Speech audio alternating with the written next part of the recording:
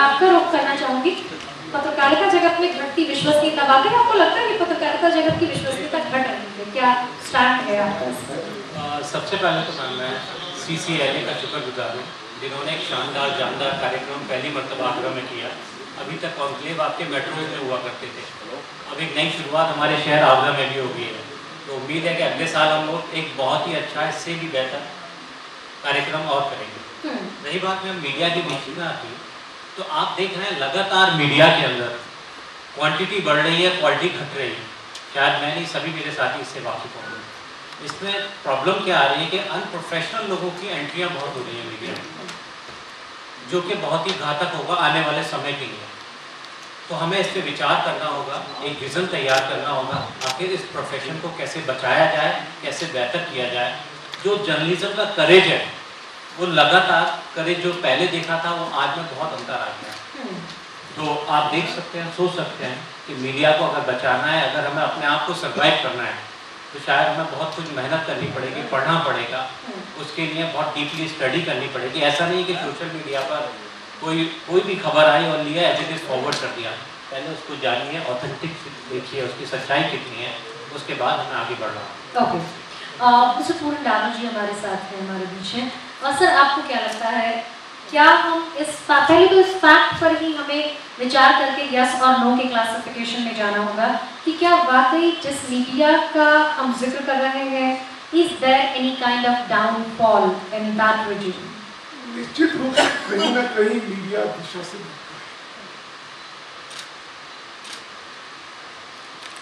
अभी जो पीछे ग्लोबल जो मेडिशन हुआ, इंडियन मीडिया को विश्व की सबसे सेकंड अनरिलायबल संस्था माना गया। ऐसा दाग मीडिया पर घटे।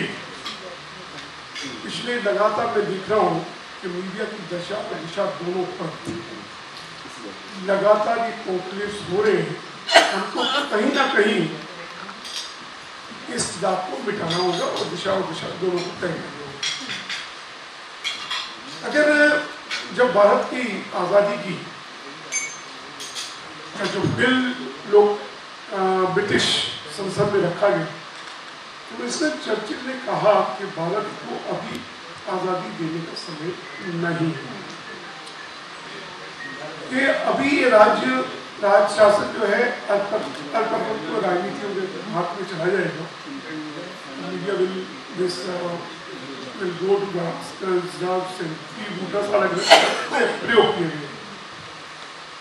कहीं ना कहीं मुझे लगता है कि हमारे राजनीतिज्ञों ने इसको सत्य सिद्ध करने में कड़ी मेहनत और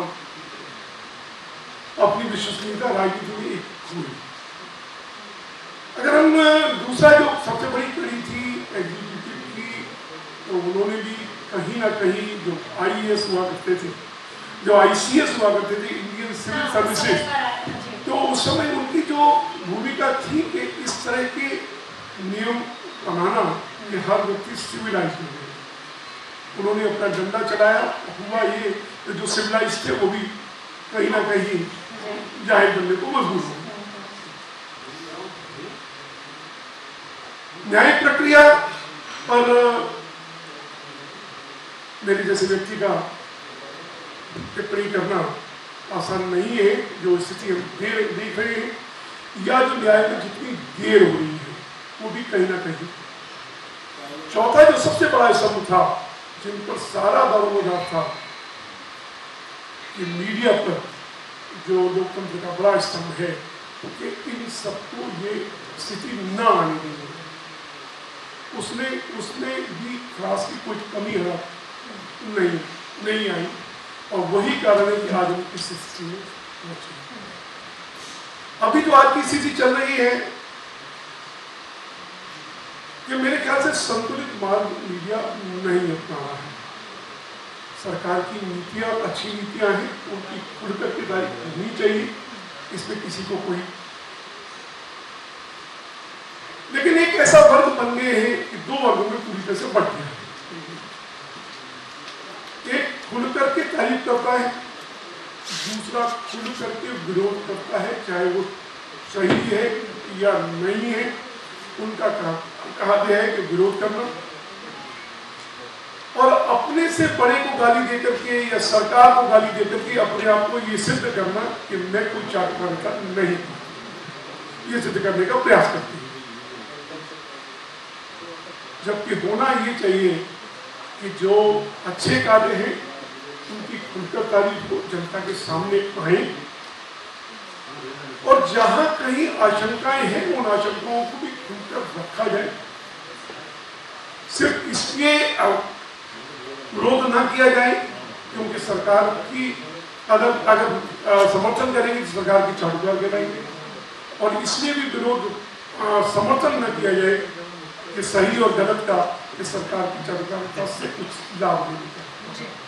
तो निश्चित रूप से हमको ये दिशा तय करनी है और ये जो हमारे ऊपर जो मीडिया पर ये जो लगा है कहीं ना कहीं विश्वसनीयता हुई है उस विश्वसनीयता को द्वारा रिगेन करने की प्रयास होना चाहिए। This is the crucial point. Sir mister Vinod Bhardwaj ji भी हमारे साथ हैं। विनोद जी, मेरा प्रश्न आपसे ये है कि क्या अभी जैसे पूनम जी ने बात कही कि मीडिया जो है अपनी विश्वसनीयता खो रहा है और ये ग्रेजुअल हो रहा है, यानी कि सतत हो रहा है, निरंतर हो रहा है। मेरा प्रश्न आपसे दरअसल ये है, मेरी चिंता हमेशा इस बात को लेकर रहती है कि जब हम मीडिया के डाउनफॉल की, मीडिया भी छोड़ दीजिए, जब हम पत्रकारिता के डाउनफॉल की, अवमूल्यन की बात करते हैं तो क्या ये अभी के वर्षों में हुआ है या फिर ये शुरुआत से हो रहा है या फिर इसको रिवर्स करके देखे जाने की आवश्यकता है कि जब देश हमारा स्वतंत्र हुआ, जैसे हम अभी थोड़ी देर पहले प्रीवियस सेशंस में बात भी कर रहे थे कि प्री इंडिपेंडेंस हमारी जो पत्रकारिता थी उसका उद्देश्य था, मिशन था। पोस्ट इंडिपेंडेंस क्योंकि वो मिशन हमने हासिल कर लिया था, तो पोस्ट इंडिपेंडेंस ऐसा मिशन तो हमारे पास कोई बचा नहीं। अब पत्रकारिता कैसे हो? तो क्या वहां से यहाँ तक की जो 70 वर्षों की यात्रा है उसको आप अवमूल्यन के तौर पर देखते हैं या फिर उसको आप एक नए सफर की तरह देखते हैं? बच्चा पैदा हुआ, उसने चलना सीखा, फिर उसने बढ़ना सीखा, फिर उसने खड़ा होना सीखा, इस तरह की तमाम चीजें, क्या ये आप इस यात्रा के तौर पर देखते हैं? पहले भी कहा था पिछले सप्ताह में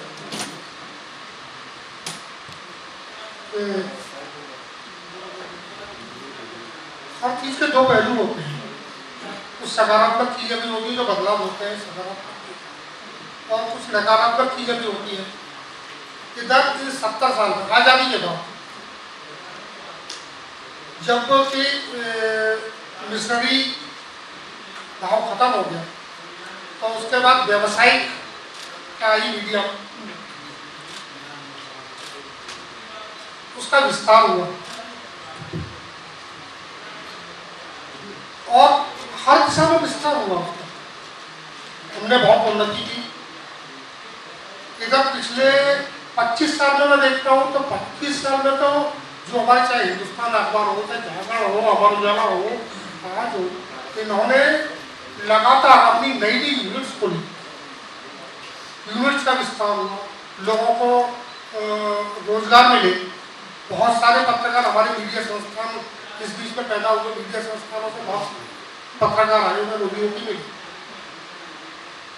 ये समस्या प्रिंट मीडिया के बाद में इलेक्ट्रॉनिक मीडिया है, लोगों को बड़ी उत्सुकता रहती थी और उसने अपना काम किया, बखूबी किया। लेकिन जो ये प्रतिस्पर्धा शुरू हुई खबर को पहले तो ब्रेकिंग न्यूज की बात, गड़बड़ी की शुरुआत वहीं से हुई। तो ब्रेकिंग न्यूज के नाम पे हम आधी अनकचरी जानकारी जब ब्रेकिंग न्यूज में लेने लगे और बाद में ये पता लगा कि नहीं, मामला कुछ और था। जैसा आपने एक बहुत अच्छा उदाहरण दिया था महाभारत का, वही बात है कि आधी अधूरी जो सच्चाई होती है और आधा अधूरा ज्ञान, ये दोनों ही बहुत घातक होते हैं। तो जब मीडिया चलिए, इलेक्ट्रॉनिक मीडिया भी आ गया, कुछ चीजें अच्छी उसमें हुई, कुछ चीजें नेगेटिव थी, उन्हें ठीक किया गया, लगातार काम चला। लेकिन उसके बाद जो सोशल मीडिया एक शब्द है, इसमें एक इसका सकारात्मक पक्ष भी है। आदमी अपनी बात बहुत आसानी के साथ आगे बता सकता है लोगों को, शासन प्रशासन तक अपनी बात कर सकता है। लेकिन यदि कहीं कोई शरारती तत्व उस काम को करने लगे, यदि अराजक तत्व उस काम को करने लगे, तो उसके फिर आफ्टर इफेक्ट्स बहुत खराब है। वो चीजें दंगा भी बढ़ा सकती हैं, वो चीजें समाज में वैमनस्य भी पैदा कर सकती हैं। तो जो अभी बात पिछले पैनल में पैनलिस्ट कर रहे थे, जब चर्चा कर रही थी, ये पहचान करना बहुत जरूरी है कि इस खबर को देने वाला कौन है और इसके पास खबर का स्रोत क्या है। जब तक स्रोत की जानकारी नहीं हो और खबर देने वाले के बारे में आपको बिल्कुल पक्की जानकारी नहीं है, तब तक आंख बंद करके उसको भरोसा नहीं है। सर, लेकिन अभी हम सोशल मीडिया की भूमिका की तरफ बढ़ रहे हैं। Back to the we have to be back to the point. हम मीडिया की अगर अवमूल्यन की बात करते हैं तो बेसिक पॉइंट मेरा सवाल ये था सर आपसे कि क्या हमने आज़ादी के बाद के इन 70 वर्षों में वाकई पत्रकारिता में अवमूल्यन की यात्रा की है क्या? डाउनफॉल की यात्रा की है क्या? पिछले या फिर आदर्श स्थिति पत्रकारिता के लिए कभी नहीं थी? सत्ताई जो रही वो दबाव रहा है, दबाव में झुकना या नहीं झुकना ये आपका निर्णय है। पत्रकारिता अपने आप में ही जो कि बड़ा काम है और ये जब भी किया जाता है तो हम जो बात कहते सुनते हैं वो बात एक पक्ष को तो खराब लगती है, एक के खिलाफ तो होती है।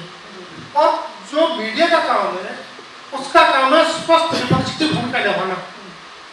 तो वो अपना काम जब करेगा तो सरकार हो या शासन हो प्रशासन हो कोई भी हो उसे खराब लगेगा। तो थोड़ा बहुत चलता था विरोध, लेकिन जब दोनों ओर अतिवादिता बढ़ी, वो दोनों की बात कर रहा हूँ, मीडिया में भी और मैं शासन प्रशासन की भी बात कर रहा हूँ, अतिवादिता दोनों ही बढ़ गई। तो उस अतिवादिता बढ़ने के चक्कर में विश्वसनीयता पे फर्क है जी, अतिवादिता जी। अभी मैं पिछली बार अभी जब मैं बात कर रहा था यहाँ पे, तब भी मैंने ये बात कही थी कि जब ऐसे लोग पेशे में आ जाते हैं जिनका उसके प्रति समर्पण न हो, जो उस पेशे की गंभीरता को न समझते हो, जो सिर्फ टाइम पास के लिए आ रहे हैं, जिन्हें कहीं रोजी रोटी नहीं मिल रही है सिर्फ स्टेटस के लिए आ रहे हैं, ऐसे लोगों के आने के बाद से समस्याएं बढ़ेगी। और जब हम अपने पेशे के प्रति गंभीरता को कहीं छोड़ते हैं, जब वो गंभीरता कम होती है तो वहां पर समस्या खड़ी होती है। तो ये जो बात हो रही है विश्वसनीयता वाली, ये अविश्वसनीयता वहीं से शुरू हो रही है। और क्योंकि अब से पहले जो पैनलिस्ट थे हमारे साथ, उनमें से कुछ लोग संपादक भी थे, तो मुझे लगता है कि संपादक नाम की संस्था का विलोप भी मेरे ख्याल से सर इसी यात्रा का हिस्सा है, क्योंकि संपादक नाम की संस्था सिफर भर रह गई है और जिम्मेदारी दरअसल उसी संस्था की है कि वो पत्रकारिता में किन बच्चों को लेकर आ रहे हैं। क्या वो लड़कियां और लड़के, क्या उन लोगों को लेकर आया जा रहा है जो पत्रकारिता में बिजनेस देखते हैं या ग्लैमर देखते हैं या स्क्रीन की चकाचौंध देखते हैं और सोचते हैं कि बॉलीवुड टाउन का या बी टाउन का ये स्मॉल रूप है या स्मॉल फॉर्म है। तो ये संपादक की भी जिम्मेदारी है कि वो किस तरह की पीढ़ी को पत्रकारिता के पेशे में लाना चाहते हैं। सर, आपकी तरफ बढ़ती हूँ, हमारे साथ श्याम सुंदर पाराशर जी हैं। आपको क्या लगता है सर, श्याम सुंदर पाराशर जी, जवाहरलाल नेहरू से लेकर और उसके बाद लाल बहादुर शास्त्री और फिर चौधरी चरण सिंह से लेकर तमाम लोगों की हुकूमतें देखी हैं, इंदिरा गांधी, उसके बाद फिर राजीव गांधी और उसके बाद फिर जनता पार्टी की सरकार बनी और फिर तमाम पार्टियों की सरकारें बनती चली गई और आज हम राइट विंगर्स को देख रहे हैं सत्ता पर काबिज है। प्रधानमंत्री नरेंद्र मोदी के तौर पर हमारे सामने एक सशक्त चेहरा भी है। क्या वाकई इन 70 वर्षों में पत्रकारिता के मूल्यों में अवमूल्यन हुआ है क्या? क्योंकि मेरी जानकारी तो इससे थोड़ी सी अलग है। मेरी जानकारी तो ये कहती है कि दबाव तो हमेशा रहे हैं और जैसा कि आपसे पिछले पैनल में बोला कि आपातकाल जो है इसका सबसे बड़ा उदाहरण है। इससे बड़ी इमरजेंसी है, इससे बड़ा रेस्ट्रिक्शन और क्या होगा जी? अभी 70 साल की पत्रकारिता की बात है, इमरजेंसी के समय की बात है। वो उससे भी थोड़ा सा पीछे जाएंगे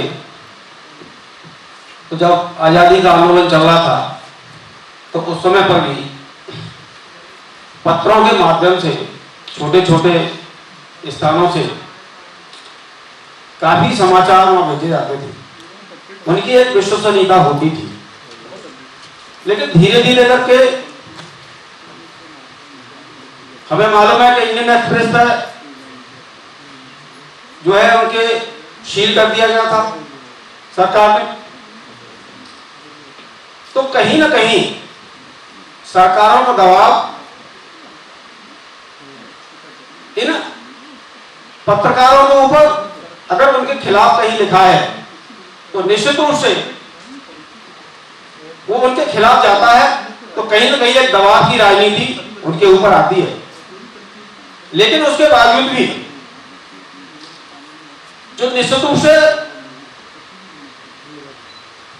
जो पत्रकार हैं, तो सरकार के दबावों के बावजूद भी अपनी रीति नीति से, अपने अखबार के माध्यम से जनता का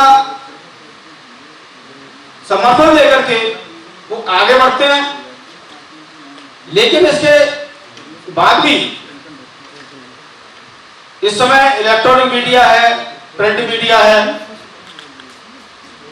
और प्रिंट मीडिया, इलेक्ट्रॉनिक मीडिया में मैं समझता हूं कि 50% से अधिक खबरें निश्चित रूप से ग्रामीण और देहात क्षेत्र की होती हैं। सारे इलेक्ट्रॉनिक चैनल और प्रिंट मीडिया और इसके साथ साथ यूट्यूब चैनल वगैरह भी जो शुरू हो गए हैं, उनके भी अब संवाददाता गांव देहात क्षेत्र में भी पहुंच रहे हैं। थोड़े से कुछ पत्रकारों ने समाज के अंदर जाकर के कुछ गलत परंपराएं डालना शुरू कर दी हैं, उन पर हमें ध्यान देने की आवश्यकता है। जो मीडिया के बंधु हैं वो समझते हैं, लेकिन जो अभी नई पीढ़ी के कुछ लोग पत्रकारिता को शौक के आधार पर कर रहे हैं, ऐसे बंधु थोड़ी सी उस विश्वसनीयता को कमी आई है, इस पर ध्यान देने की बहुत आवश्यकता है। और अगले गेस्ट हमारे साथ डॉक्टर महेश चंद्र धाकड़। महेश जी, आपसे भी मैं चाहूंगी सहयोगिता, सहभागिता इसी विषय पर, क्योंकि पत्रकारिता दरअसल हम एक पेशे के तौर पर सिर्फ हम पत्रकारिता को नहीं जानते, पत्रकारिता को हम जानते हैं लोकतंत्र के चौथे स्तंभ के तौर पर। और क्योंकि democracy has a very vast meaning itself, और जब हम डेमोक्रेसी का जिक्र करते हैं तो डेमोक्रेसी में देखिए जो 3 और खंभे हैं पत्रकारिता से इतर, उनकी ताकत देखिए, उनकी शक्ति देखिए, उनकी संरचना अगर देखते हैं तो एहसास होता है कि पत्रकारिता क्या है। और इसीलिए हमारी जिम्मेदारी बढ़ जाती है इस पर चर्चा करने की। ये तमाम सवाल पूछने लाजिम हो जाते हैं कि हमारी अपने प्रति जिम्मेदारी क्या है, अपने पेशे की साख को बचाए रखने की, गरिमा को बचाए रखने के लिए हमें कितना प्रयासशील और कितना प्रयत्नशील होना पड़ेगा। मेरा सवाल आपसे अलग है। अब आपसे मैं सवाल इस पर पूछना चाहती हूँ कि जिन संपादकों के हवाले आज की पत्रकारिता की जनरेशन है, आज की जो पीढ़ी है, क्या आपको लगता है कि वो संपादक अपनी युवा पीढ़ी को, जिनके हाथ में भविष्य में पत्रकारिता होगी, उस तौर पर तराश पा रहे हैं कि हम आगे के भविष्य को सुखद देख सकते हैं, या फिर यहाँ पर स्थिति संदेहास्पद है और यहाँ पर स्थिति वाकई दुखद है? क्या कहें? मेरा इस मामले में ये मानना है मैडम कि अभी हम लोगों का जैसे स्वागत हुआ, तो हम लोगों को जो गुलाब के फूलों का जो गुलदस्ता दिया गया, अगर गुलाब को अगर हम सूंघेंगे तो उनको खुशबू नजर नहीं आएगी जी। ये इसलिए हुआ क्योंकि गुलाब की जो खपत थी वो बढ़ी, और जब गुलाब की खपत बढ़ी तो हमने उस तरह के गुलाब पैदा करना शुरू कर दिए जिनमें खुशबू हो या ना हो, मगर वो देखने में बहुत सुंदर लगे। Very spontaneous, very spontaneous. Please put your hands together for that example, which is spontaneously grabbed. जी। तो वही स्थिति हमारी पत्रकारिता के साथ हुई। एक दौर था, मैंने अपना जो करियर शुरू किया, शहर में मात्र 3 अखबार मीडिया के नाम पर हुआ करते थे, और उन पत्रकारों के लिए, उन अखबारों के लिए जो तैयार होने के लिए जो अखबार थे, वो शाम के 3 अखबार हुआ करते थे। उन 3 अखबारों का काम ये हुआ करता था कि उनमें जिसको भी अपना कैरियर शुरू करना उनमें पहले काम करें, 5 साल कम से कम उनमें काम करें और उसके बाद वो अपने आप को साबित करें। उसके बाद सुबह के जो मेन स्ट्रीम न्यूज़पेपर कहे जाते थे वो उनमें से चुनिंदा पत्रकारों को अपने यहाँ बुलाते थे, मांगने नहीं जाना पड़ता था। ये मुझे फख्र है कि मैं अमर उजाला में जब गया तो मेरा ना इंटरव्यू हुआ ना कोई डिस्कशन हुआ, सिर्फ ये कहा गया कि इस अखबार से इस लड़के को बुलाओ, इसको रख लो और जो कहे जिस शर्त पर रख लो, क्योंकि मेरे समकक्ष जो पत्रकार थे वो उस अखबार को छोड़ के जा चुके थे। यानी कि जो एडिटर थे वो वॉच करते थे कि शाम के अखबारों में कौन ऐसा पत्रकार है जो हमारे सुबह के अखबार के लिए उपयोगी साबित हो सकता है। मेरे भाई आदर्श नंदन जी बैठे हैं, वो उस बात के गवाह हैं। आप दैनिक जागरण में चले गए थे, मुझे अमर उजाला से अचानक सूर्य सदन से बुलाया गया और मुझे अगले दिन नौकरी मिल गई। मुझे किसी तरह का कोई इंटरव्यू, किसी तरह का कोई ग्रुप डिस्कशन नहीं करना पड़ा। ये मैं उदाहरण सिर्फ इसलिए दे रहा हूँ कि वो एक ऐसी नर्सरी हुआ करते थे वो अखबार। जो सबसे बड़ा जो नुकसान आज के दौर में हुआ है वो ये हुआ है कि जो पत्रकारों के या जो संपादकों के प्रोडक्ट कभी भी नहीं रही। आज मैं देखता हूँ अखबारों के जो जनरल मैनेजर हैं वो कल तक टेलीविजन और रेफ्रिजरेटर बेच रहे होते थे और एक दिन बाद उनका अपॉइंटमेंट किसी अखबार समूह में होता है तो वो उस दिन अखबार को बेच रहे होते हैं। और चूंकि वो एक ऐसी एफएमसी की कंपनी से या टूरिज्म सेक्टर से या किसी ऐसे सेगमेंट से आए हैं जिसका मीडिया से कोई वास्ता नहीं है, तो उनका दृष्टिकोण अखबार को लेकर के किसी एथिक्स से जुड़ा नहीं होता है, कोई उनका इमोशन नहीं होता है, कोई मिशन नहीं होता है। उनको ये मालूम है कि मेरे टारगेट फिक्स हैं, इस टारगेट को मुझे पूरा करना है अपनी नौकरी बचाने के लिए। सवाल तो फिर पूछे जाते हैं, इसका तो मैं भी एग्जाम्पल हूँ। सवाल ये नहीं पूछा जाता कि खबरें कैसे दिखाएंगे, कंटेंट क्या होगा, क्या आपके बेसिकली पत्रकारिता को लेकर कंसर्न्स क्या है। सवाल ये पूछा जाता है कि भाई आप इतने स्टेट संभाल रहे हैं तो रेवेन्यू कहाँ से लाएंगे, कितना लाएंगे और कब तक लाएंगे। जी की बात तो एक चीज़ इसमें और ऐड करना चाहूँगा मैं कि मैम सर ने कहा कि एडिटर्स की जिम्मेदारी है कि अच्छे पत्रकारों को ढूंढ कर लाएं या उनको नौकरियां दें। एडिटर खुद आज परेशान है, पूछे हैं तो उनके ऊपर मालिकान का इतना बड़ा प्रेशर है कि आपको वो लोग चाहिए, मुझे वो चाहिए जो रेवेन्यू लाते थे। नहीं देखिए, मैं समीर इस बात से इसलिए इत्तेफाक नहीं रखती। अगर आप मालिकों के दबाव में हैं, मुझे याद है जनसत्ता में प्रभाष जोशी संपादक उस समय हुआ करते थे।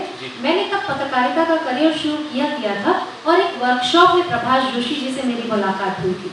लंबा व्याख्यान उन्होंने दिया था। मेरा इत्तेफाक दरअसल इस चीज से नहीं है, जब आप मालिकान के दबाव में आ जाते हैं उसी हिसाब से अपने चैनल्स में टीम में भर्तियां करने लगते हैं तो फिर आप पत्रकार कहाँ रह गए? आप तो फिर उसी मालिक के बिजनेस को बढ़ाने वाले नुमाइंदे हो गए ना। पत्रकारिता तो पीछे छोड़ दी ना आपने। आज आप देखिए ना 70% कॉर्पोरेट हाउसेस के हाथ में मीडिया है। कोई भी बड़ा आप न्यूज़पेपर ले लीजिए, कोई भी बड़ा चैनल ले लीजिए, तो जो कॉर्पोरेट्स अगर मीडिया को चलाएगा तो आप अंदाजा लगा सकते हैं कि खबरों की हालात क्या रहेगी। यहीं से प्रॉब्लम जनरेट हो रही है। कंक्लूड करूंगी अपने सेशन को। श्रुति एक्चुअली बार-बार मुझे इशारा कर रही है, तो कंक्लूजन यही है कि जिस संपादक, शायद सर मेरी बात से इत्तेफाक रखेंगे, बहुत लंबा सफर उनका भी पत्रकारिता का रहा है, और जिस संपादक नाम की संस्था के हवाले ये पेशा था वो संस्था दरअसल खत्म हो गई है। संपादकों की जगह अब उन बिजनेसमैन ने ले ली है, उन व्यवसायियों ने ले ली है जिन्हें मेरे ख्याल से पत्रकार कहना दुरुस्त नहीं होगा। और जब पत्रकार की जगह पर एक बिजनेसमैन बैठा है, एक व्यवसायी बैठा है, तो फिर उससे उन तमाम मापदंडों की, उन तमाम परिणामों की उम्मीद भी बेमानी है। इसी पॉइंट्स के साथ मैं इस सेशन को कंक्लूड करती हूँ। अपने तमाम पैनलिस्ट का बहुत बहुत शुक्रिया, बहुत बहुत आभार हमारे साथ बने रहने के लिए। और सबसे ज्यादा आभार तो श्रोताओं का जो लोग अंत तक बैठे हैं, उनके लिए जोरदार तालियां, उनके धैर्य के लिए जोरदार तालियां कि आप अंत तक धैर्यवान बने रहे। सबों को सुना, बहुत बहुत शुक्रिया, आभार। Thank you so much ma'am. Thank you so much. News manager और कोई आश्चर्य नहीं होगा सर कि अगर आगे आने वाले समय में चैनल्स में एडिटर की पोस्ट की जगह न्यूज मैनेजर की पोस्ट भी लिखी जानी शुरू हो जाए। बहुत बहुत शुक्रिया। Thank you so much all of you. Thank you so much for giving us. Thank you so much ma'am for commencing the entire session. And मोमेंटोस के लिए मैं बुलाना चाहूँगी ब्रजेश जी को, अजय जी को कि सर आप आए स्टेज पर।